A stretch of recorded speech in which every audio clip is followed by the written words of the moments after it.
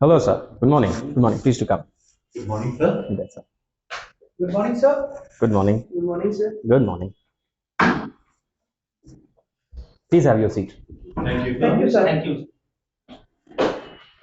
I hope you all had a wonderful day. Yes, sir. Yes, sir. It was a tiring day, but I hope you made the most of it. Okay. Before we begin, I would just like to quickly summarize what we did yesterday. As you can see, the agenda, we learned all about symbols and their importance in our lives and how we unknowingly use symbols all the time, all around us in our lives. So before we enter into the lesson that we are going to do today, we are quickly going to run through our previous lesson. So, one question, very basic. What is the difference between a sign and a symbol? Symbol which represents Hmm? something. What is a sign? So, Sign is something which gives us, because of this, like we see sign, we can oh, it's like suppose if I can see this sign, oh, it's a Wi-Fi sign.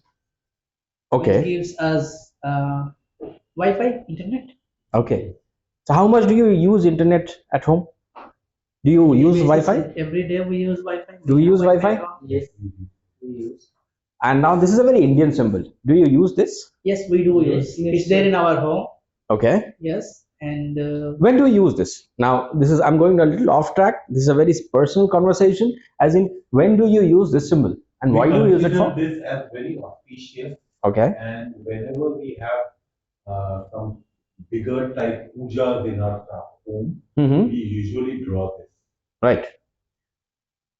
Now we will come back. Please keep this in your mind. Now let's again discuss. I'll ask, what is the difference between, now one is a sign, one is a symbol. What is the difference? Sign means, I think, which is universally accepted. Okay. Symbol, I think, which is culture specific to a particular religion, particular country, particular sort of group, community. Quite apt, almost on the right track. Now, if you look at signs, some signs are always equally acceptable across cultures, some may not be. Now, what are signs? They have immediate relevance. They are relevant in your immediate surroundings, and their meaning is representative of some action that you need to take at this moment. Symbols, on the other hand, have layered meanings, as we did in the last class. Remember? yes, sir. So, think of few symbols. I would want you to think of few symbols that are important to you. Symbols always have layered meanings, as Sir said, that symbols have meanings as per the cultures and certain societies. This might have a very different connotation for a German, right? This represents Hakenkreuz, which is a symbol of the Nazi Germany. Now, before we go on, we also spoke of Carl Jung. Now, who was Carl Jung? He was a contemporary of Sigmund Freud, the developer of psychoanalysis. Now, this is the circle of a human's psyche. This is the representation of psyche as per Carl Jung. So, what are the things? What do you? So, let's say ego. What do you understand by the word ego? Shamana, if you could.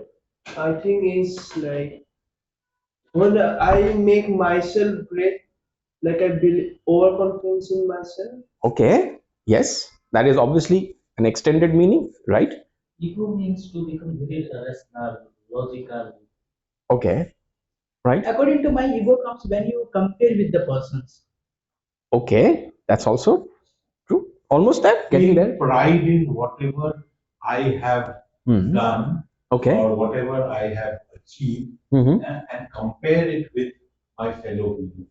Right. So basically, what you yourself have done, can you call that ego? Ego is basically, in terms of psychoanalysis, ego is identifying with your own self, your identity. Yes, sir. How you see yourself as, how you perceive yourself as, who are you. So if I take out the individual identity that you have for yourself, you are universal, right? Yes, sir. So when you're, according to ancient theories, when your soul leaves your body, you become universal. You are not anymore the person that you were, right? So that is your ego, your identification with your own self. Who are you? You're someone Banik. You are Murli Guntamakkala, and you have certain history. That's your ego, and there below, based on that, you have a personality that you project. So that is your outer world, what you project to outside. Now there is also the shadow. So if there is matter, there is also shadow.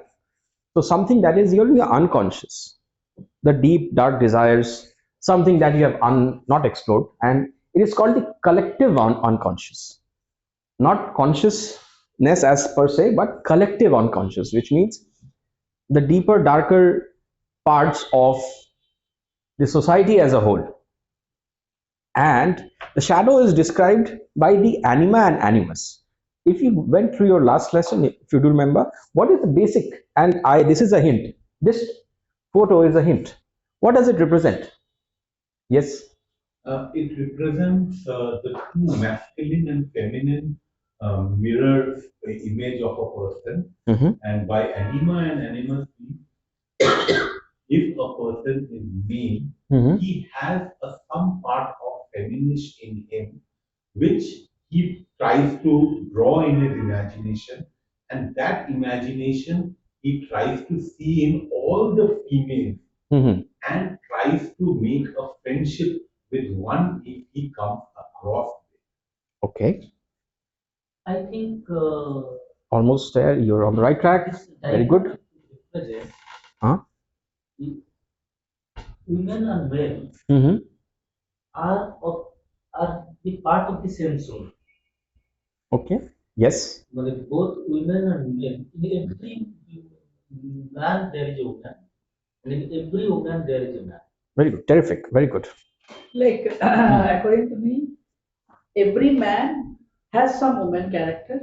You can see some woman in it, and every woman has some man character, and you can see some man on it. Very good. So, as per Carl Jung, now he was one of the co-founders of psychoanalysis as we know it today, but he only propounded something that has been there for thousands of years, since the beginning of civilization. So when you look at this picture, what this represents is the existence of both the male and female in each being. We all have the masculine and the feminine existing together. So anima is that person of a woman. Sorry, that anima is refers to the male, and it represents that person of a female, which any person. So for example, I have an image of in my mind, which means that I will compare each woman that is there in my life with the image of the woman that I have in my mind. So I have an image of how a mother should be, how a wife should be, how a sister should be. I will always compare my own mother, sister, and my wife with the image of a woman that I have in my mind. And that goes the same for a woman. And that is why we always sometimes have conflict, because our expectations do not meet the realities of what we face. So that is the basic psychoanalytic theory, that we both have, both the masculine and the feminine, males and females, have both the genders within the personality itself. This is what we did, and moving forward, I would also want to take you through the learning objectives of today's lesson. We would learn to know the historic evolution of symbols per se in worship, and also the masculine and the feminine aspects of symbolism, and how harmony came into being, and thereafter the expression of dynamism which is the basis of all magic and tantra and all occult and esoteric sciences. Dynamism, movement of energy, right? Okay, but before we go there, let me take you through this. What do you think this symbol represents?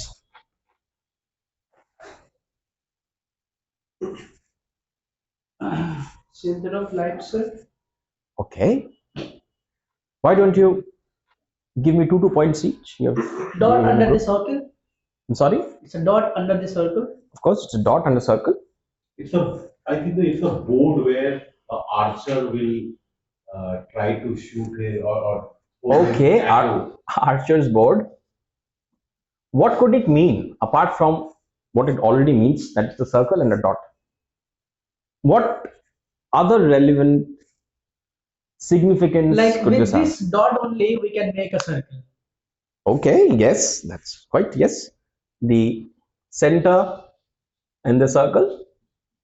So the center would be me individual, and the bigger one is the universe. Very good. Individual and the universe.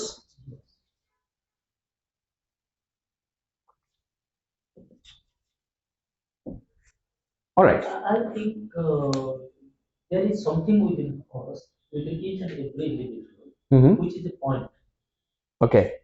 which is surrounded by Hmm. different aspects. Okay. So you mean to say the soul and the personality? Yes. Is that what you are trying to Yes. say? Okay. And another interpretation will be Hmm. is something no, when we are looking at this particular picture, Hmm. if I am looking for a comparatively 2 seconds, 3 seconds time period continuously, Mm-hmm. I'm feeling like getting concentrated. Okay. Yes. Also, most of you have been absolutely correct. So the dot represents the eternal, the absolute, perpetual, eternal being, which is always there. This is the creator in word, and that is the creation. So this represented the way ancient people symbolized life and evolution, the creator and the created, right? This is also the, so we have the creator and the created, which is your visible universe. This is also the representation of the sun in ancient technology, ancient civilizations. Why the sun? Why would something like this be representative of the sun? Obviously because it is round. What else could it be? It is also representative because, again, eternal. How can eternal be related to sun? So around the sun, all the planets evolve. Hmm. The center of attraction. So, Yes. so all the planets have come out from the sun. So sun is the creator. Yes. Everything used to be controlled by Yes. whatever happens in the So society. the food we eat every day, how is it affected by sun? By the sun? So the plants get sunlight to create their food, Right. photosynthesis. Okay. So the sun is the progenitor of food that we eat. So the sun controls our sustenance. If there is no sun, we will have no food, right?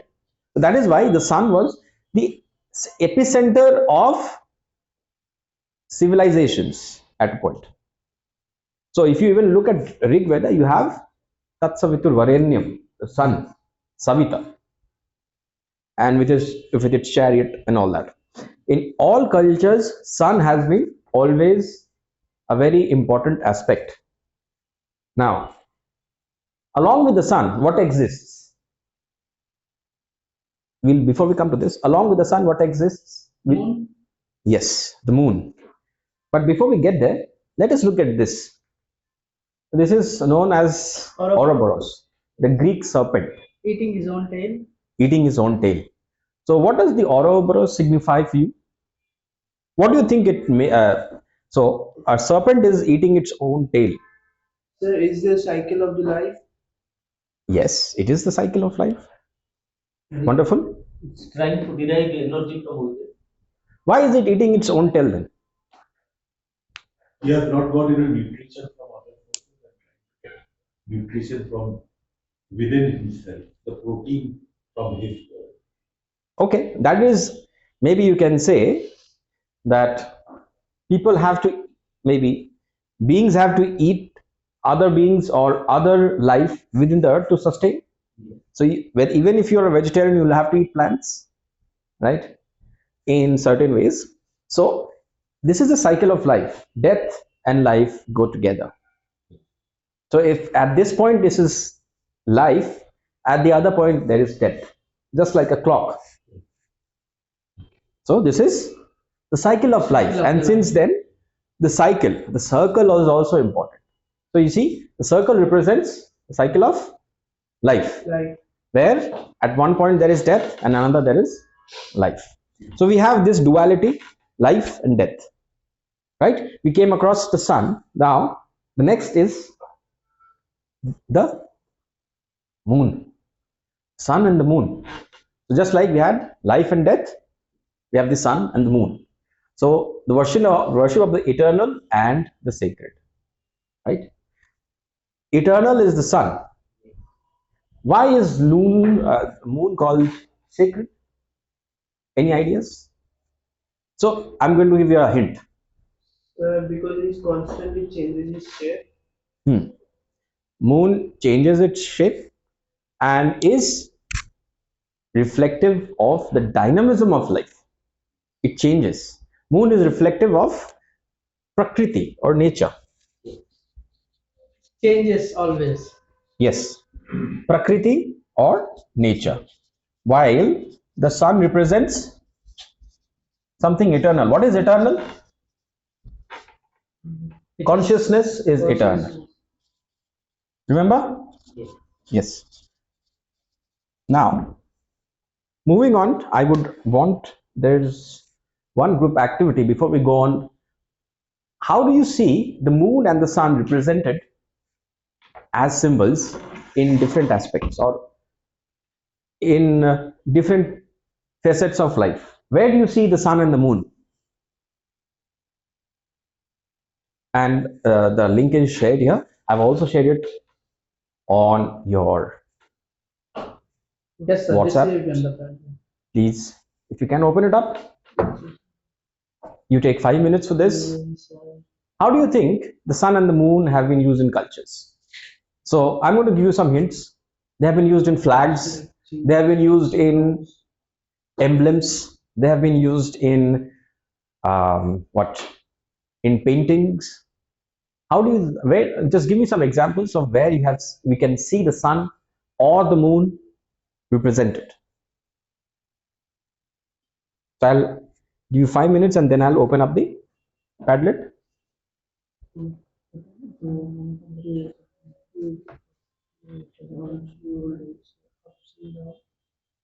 One each would also do, if you can.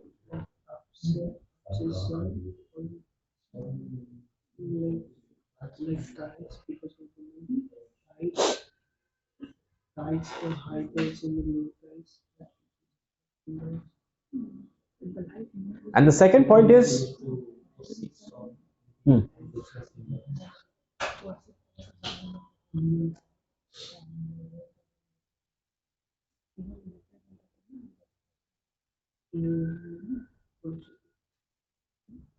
okay, this is the Padlet.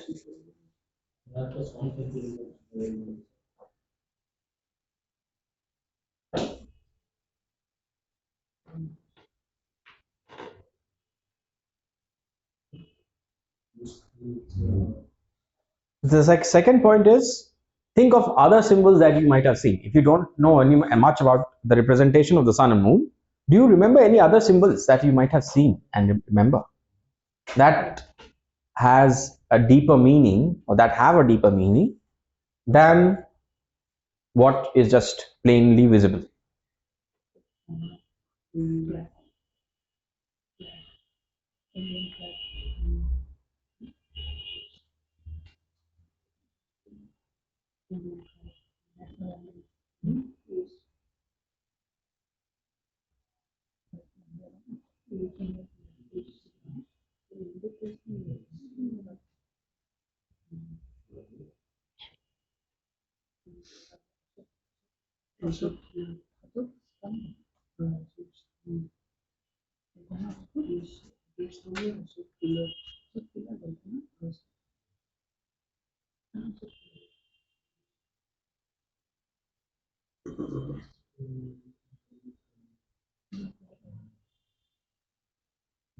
Country-wise, there are some that is not like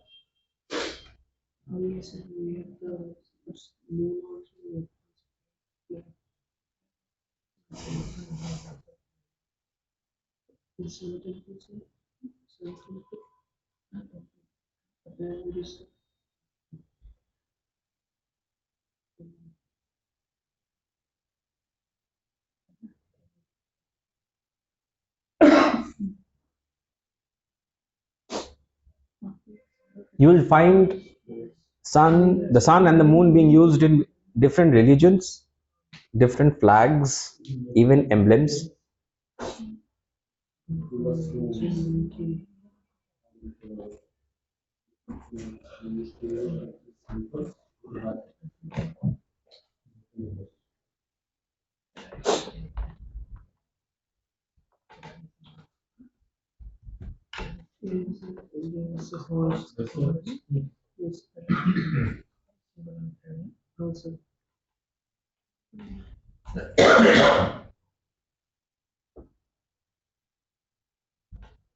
Published. Published. Okay. Published. All right. Hold on. Maybe something with my network.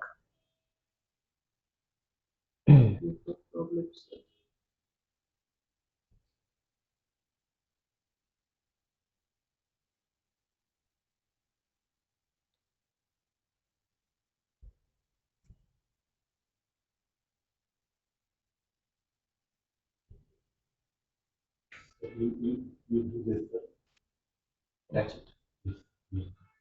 So it has come. Yes. All right. So, Dr. Dipti and Indranil, sir, flags, temples. Hold on. I refreshed it, I guess. That's right. Yes, it has come. In flags, temples, scripts, yes. Konark Sun Temple, yes. Country wise, there are symbols like Japan has rising sun, yes. Hotel bedrooms to demarcate different rooms, yes. Murli and Samane, Indian flag. Indian flag. Where do you have the sun? Okay, you can say the chakra. Symbols like Yes. sun and moon. I just write down the worship. Okay, you have Represent the for sun the temple. worship. All right. For the Let me worship. give you some examples. Like all Islamic flags have the moon, the crescent moon. Yes, because they do not know what they are, that represents, but that represents the prakriti, cycle of life. And you will see the sun as the main symbol in all, maybe Mayan and Incas, their civilizations, they were sun worshipping deities. Even Egyptians, this worshipped sun as Ra or Re. Yes, sir. Anyways, very good, well done. Thank you, sir. Thank you, sir. Now I will go back to the presentation. Hold on. Thereafter, there came a time when we needed to humanize deities, which means we needed to make them more human and understand the qualities that they represent. So slowly what happened is sun already is eternal and representing consciousness. Now we have Prakriti and nature being represented by moon. What thereafter happened is we developed a human aspect to these qualities, the masculine and the feminine, as we did in studied in Carl Jung. So civilizations started to segregate attributes into masculine and the feminine. Now I would want to ask you a certain question. When you look at this is a thought activity. What do you see? Woman with no face. Naked woman body. Yes, With no face. right? but we cannot recognize the face because face is not there. Like, but its structure shows that It looks like a human. human. Okay, this is the Venus of Willendorf. This was actually a totem carried by European civilizations maybe 10,000 years back. What this represents is a sort of a protection and a praying deity for those cultures. What it is without a face because it represents Mother Nature. It's round. It represents the bounty of nature. The breasts represent, again, It nourishes. yes, it nourishes.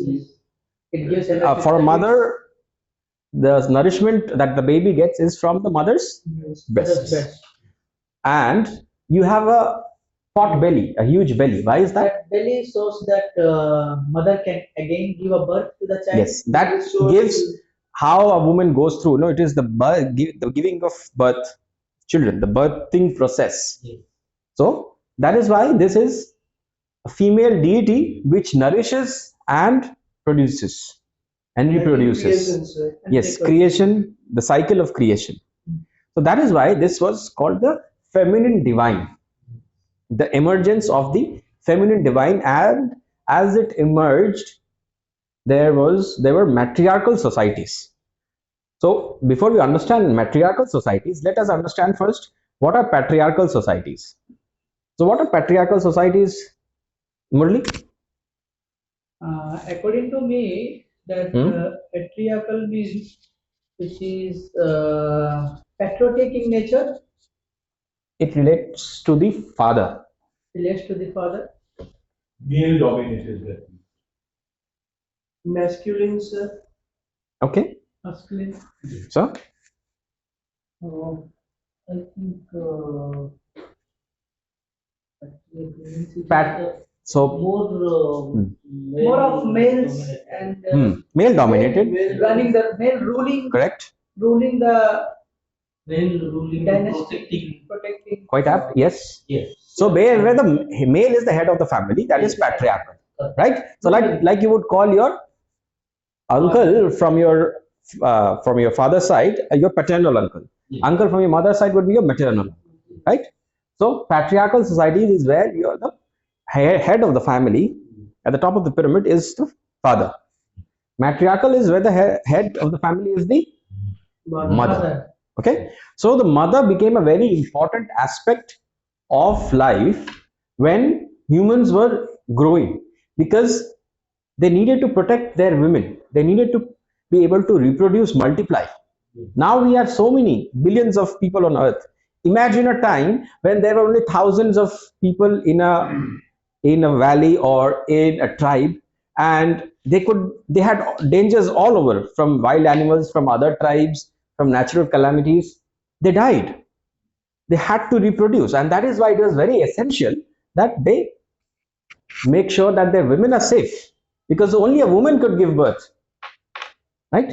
Yes, sir. So the womb and the nourishment became very important, and the feminine divine emerged. Now if you look at this, you see, I'll first come to this, the womb of creation. Now it is represented with something that we call a spiral. Why a spiral? Because where women can only Evolving. it evolve. Correct. Women can only create Yes, the evolving. generation, Yes, it is. revolving. So continuity of life, continuity of being can only be ensured by a womb. So this life can only be prolonged from one to another generation to another through this womb. Otherwise, there is no other possibility unless you artificially create babies. Now, this again is not the sun, this circle. This is the waxing moon, full moon, waning moon. So, waxing is when the moon is slowly developing, full moon, the waning moon, and slowly decreasing. Now, if you look at it, what do these represent? Again, we spoke of Prakriti, nature. So what do these represent? Waxing, full and waning moon? Waxing, according to me, before becoming a mother, Mhm. the stage where they were there, that is called a waxing moon. Okay, Yes, if you look at this, Maiden, like maiden when is they are very a young, young girl. very young. Mother is when And she has mother, given birth. when she gave a Crone birth, is an old lady. and old lady. Right. So how would you? This is a symbol and a metaphor. What do you think it represents? This is a life cycle of an woman. She become an young, she become mother, she gave a birth, and she Mhm. like create a generation, and she become an old. Now she will go. The circle which is here, circle. Mhm. The circle represents complete Okay. Yes, completion. Com- Where yes, completion. That means absolutely yes. the mother used to play a very pivotal role in the society, Yes. and mother is someone who is actually complete as a human being.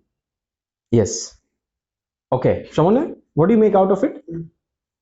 So is the life cycle or life cycle of a woman Mhm. like from a small girl to a mother, then Mhm. to an old lady. Mhm. The It's a right track. complete So cycle. correct. If you look at this, so this represents also seasons. They come and go. The moon doesn't disappear, right? It comes back again to the space. Yes, sir. The cycle of life. So I would want you to notice that the movement here is like this, horizontal, Yes, sir. right? Please remember this. It will be very useful later on. So the cycle of life, life's like seasons, moving horizontally like this. Cycle. Horizontal representation, important to remember. Now let's go on to, and these are all Wiccan symbols. Now this is not an Indian symbol. These are very pagan symbols which existed before Christianity was born, right? Yes, sir. Now this developed. Now how many of you have heard about know a little about other civilizations, other cultures? If I say Greek, Egyptian, Mesopotamian, Mesopotamian, Egyptian. Chinese, Chinese, Maya civilization. yes, yes. Hindustani. So they all, if you go through them, before Abrahamic religions came, except Judaism, you will see the representation of the feminine is everywhere. Now, before we come to this thought activity, I would want you to remember one, the representation of the feminine, divine, the mother goddess, without sexualizing it. How important was the nourishment and the ability to reproduce through the womb for ancient civilizations. Now, because there is a feminine, there has to be a masculine as well. Now, what do you think this represents? This feminine, and on the top of that masculine. Like, Okay. This looks like the sun and the moon, but this is not the sun and the moon. But the sun represents the man and the. But you can, yes, interpret it as that. What do you think, sir? Generally, sir, what do you think it represents? So to me, it is the sun and the moon which is there, but it also is with the masculine and the feminine, both attached to it. Very good. It was there in the earlier picture also, right? But like this, horizontal. This is on the vertical. This is going Or- up vertical. So we have this. But what does this represent? Will yes, sir? I think just thought which is coming to my mind. I think south, Okay. and masculine, Mm-hmm. they are protecting and uplifting the society as well. Okay. Yes, that could also be an interpretation. Yes. So in both ways, you see the representation of the sun and the moon. You can also call the circle in the earlier picture of the triple goddess, the maiden, mother, and crone. The circle could also be the sun, and those two are moons. Now, in our culture, also, you will see the sun and the moon in many different forms. But the representation is upwards like this. Why? Because this is not actually representing in the Wiccan culture. They are not. This is not just the sun and the moon. This is the representation of the masculine god, the opposite of the feminine, and that is why they have been, because they are both needed. Because again, remember, the masculine and feminine exist in everybody. So you cannot ever separate them. Even when you say that I'm masculine, I'm a male, you still have a female. So that is why they both have to be there together. and but this is the orientation is vertical, and that is the creation of the first cross. The cross later became got adopted by Christianity, but the first cross was the cross of the masculine and the feminine, the vertical and the horizontal, right? Now this represents horns. Now again, one thought activity which we'll do on the Padlet. What do horned beings mean to you? The same Padlet, just you can write. Take not more than 5 minutes. What do you think horned beings? You must have seen horned people in culture, cartoons, in mythological texts, in stories, comic books. You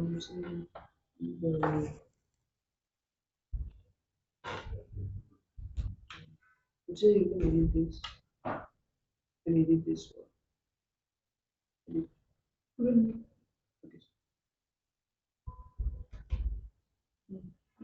So things dominance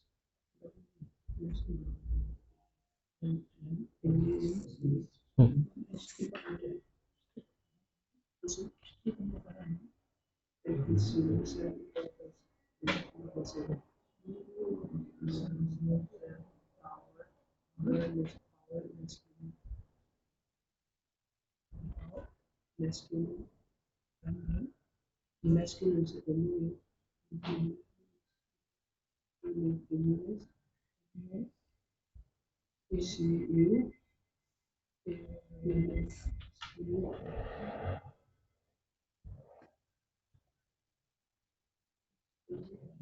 Even one point each could suffice. Courage, strength, Okay. Courage. Okay. What do horned beings mean to you? When you see a horned being, somebody with horns, what does it He has got a signify? protective thing to against his enemy. So he has- Okay. Yes. we can publish. We can publish from it now. We are done with the work. Yeah. So publish. We published all that. All right. Dominance, power, masculine, strength. Yes. So we have also that Absolutely. masculine and strength. we have Yes. also common cause. Right. Yes. Horned beings represent masculinity and strength.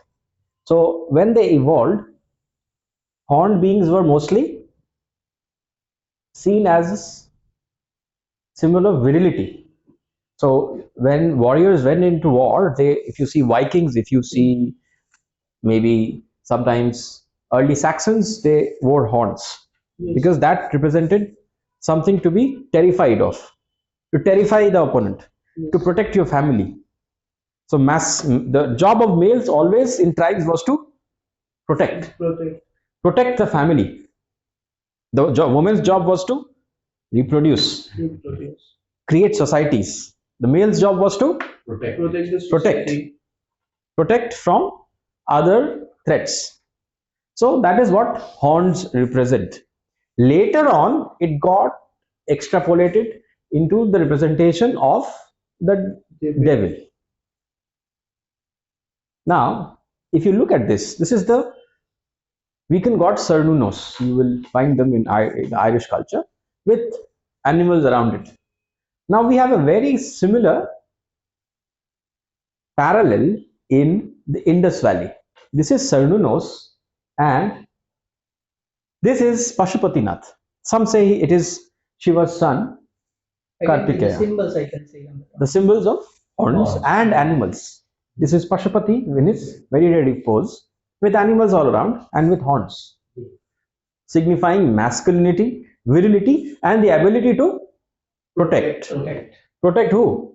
Protect themselves and the family. Yes, protect the family, protect the society. Now, since after the development of both the masculine and the feminine, they all had to come together, right? Coming together was important. That is where harmony came into picture, and the need to bring in both the masculine and the feminine together. When Right? generation builds. Yes. So the cross has to come together. Now, how do you represent harmony of the masculine and the feminine? Example, in your own cultural stereotypes. How do you bring the masculine and the feminine together? Marriage, Okay, yes, marriage. How else? How else do you depict it? creation, Yes, the creation. ultimate creation. Yes. So you see, harmony, there are many ways you present harmony. This is the yin and the yang, which means the masculine and the feminine coming together to bring forth creation. This is Ardhanarishwar, Shiva and Shakti coming together. You see this in other cultures as well. You see in amongst Greeks you have Zeus and Hera. Yes, sir. In among Romans you have Jupiter and Juno. Juno. In Egyptians you have Osiris and Isis. Similarly, you find many parallels across cultures where masculine and the feminine had to come together to bring forth creation. So now we'll come back to the first point. So remember, masculine is this, feminine is this. So you see, this is, if I look at a Shivalingam, this is masculine energy and this is feminine energy. Yes, masculine, feminine. Feminine is horizontal, creation and destruction, going around in cycles, and the eternal, the seed, the ability of the males to produce, give seed, the eternal, because seeds do not die so easily, right? So the masculine and the feminine, right? It again, this is also a representation of the womb. We'll come to know later on when we look at dynamism. So with the evolution of this came the need to express dynamism in rituals. How do you, so if I draw a line, how do you know where it is moving? Is it moving left or right or? It only makes sense when you put an arrow. Yes. So movement is always denoted by a vector, Vector. right? Vector is by an arrow. Where is it moving? So vector, so arrows, see if you look at an arrow, it is part, a symbol of a triangle. If you look at an arrow, it is part, a symbol of the triangle. Triangle. So when we look at this, but before we go this is also a symbol of balance. How do you find meaning into this? We saw the Ouroboros earlier, it was a circle. Now it is an 8. What does this represent? What is, you use this sign a lot in math. Sir, is the sign of consciousness, cycle of consciousness. Okay, almost there. Right, on the right track. Go along. Consciousness. Why these two parts are equal? Because it shows that is never improbable, like it goes in a constant infinite state. Why not then a circle? Indranil sir? Life and death. Very good. Basically, balance. Dualities, sir? It's a balance. Balance, very good. Balance in both the sides. Murli? It's a balancing in both the sides. Like again, it's coming to the recycling is life. Correct. So, same thing you look at here. Same infinitive, infinite symbol. The Purusha and the Prakriti. The same cycle. Both have to be there, no matter what, as Carl Jung stated. It is always existing, the Purusha and the Prakriti. Never can be. The Shiva and Shakti, they can never be separated. Right? Okay. Now, let's go to the next. Again, with the advent of dynamism, it was necessary for people using magic or esoteric sciences to develop symbols. Now, you see, these are symbols of the 4 elements. Which one do you think is a masculine and which one is a feminine symbol?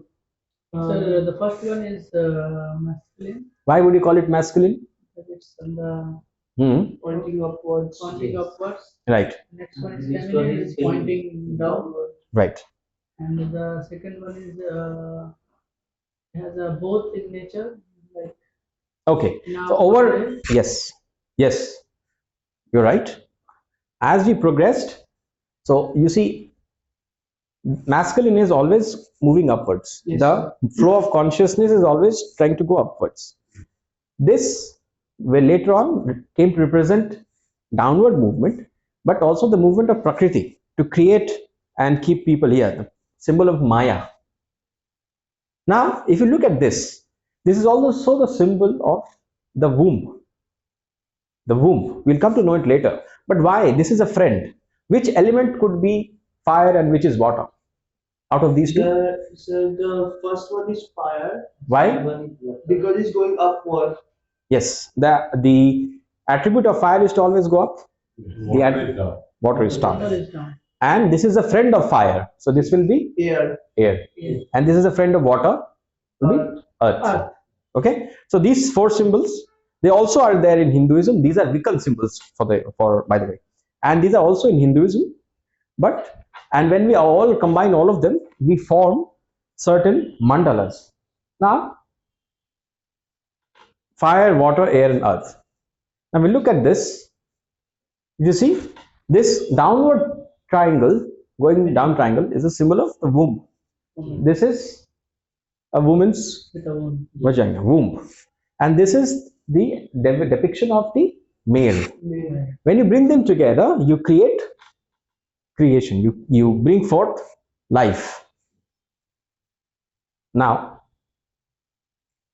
this is where we would draw it to a close. What did we learn today? We learn about the symbols, Mhm. masculine and feminine. Right. Symbols, masculine and feminine. Creator and Shakti.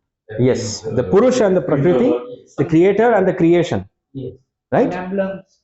And then movement of the first development of the cross, and the first Prakriti is supposed to be moving this way and Purusha is this way. But then we came to represent through magic the dynamism of the upward moving triangle and the downward moving triangle. And when we bring them both together, we create the first Sri Yantra, the first Star of David. Okay, and at the middle is where you create life. If you look, now we come back to where we started.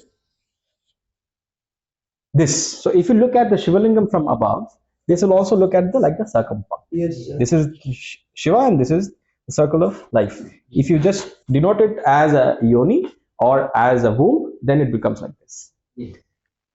Now, let's go on to the next lesson plan that we'll do next time. After the formation of duality, what came was the Trinity. From masculine and feminine, now we evolved into Trinity. So how did Trinity emerge and how were animals signified in ancient cultures is what we will do in the next lesson. So you see there are three. This is kind of three. The cycle of life. So if you look at the swastika, we remember? Yes, sir. Let's link back to what we did in the objectives of today. So how symbols developed and how swastika is also a spinning cross. Spinning cross, yes, sir. Yes. So we see how symbols are as important and as prevalent everywhere as in our everyday life, and how we use them without even knowing. So this is what we'll cover in the next session. I hope you had some revealing session today, and there will be more in the next class. Yes, sir. Thank you so much. Thank you, sir. Thank you, Thank sir. Thank you so much. Have a lovely day. Yes, sir. Thank you. Enjoy your evening. You too, sir. Thank you.